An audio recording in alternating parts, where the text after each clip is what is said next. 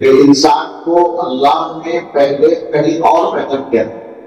سب کو معلوم ہے جنت پہلا انسان جنت میں تھا، پھر اسی انسان کو اللہ نے دنیا میں بھیج دیا اور ایک اعلان کر کے یا ایک اطلاع دے کر بھیجا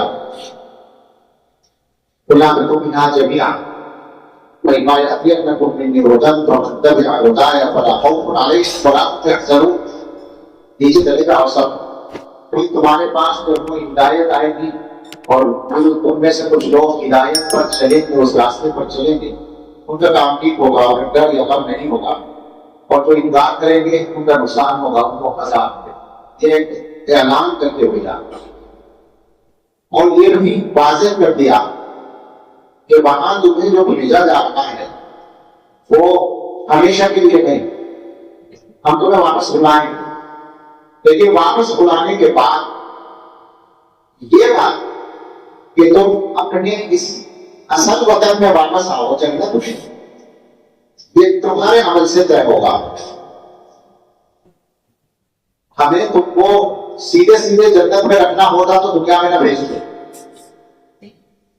اگر تم یہ جانتے ہو اور یہ مانتے ہو کہ ہمارا اصلی وطن جنت ہے تو ظاہر ہے کہ تمہیں وہاں جانے کا شوق تو ہونا چاہیے. چنانچہ ہمیں سب کو ہے، ہم گھریں کچھ بھی ایک اللہ سے جنتی مانگتے ہیں ہمیشہ، اور کہیں اللہ تعالیٰ معاف کر کے ہمیں جنت میں پہنچا دے، سیدھے سیدھے پہنچا دے، کہیں اور نہ بھیجے. تو جنت میں جانے کا شوق، جنت میں جانے کا ارادہ تمام انسانوں کا ہے، تمام ایمان والوں کا ہے.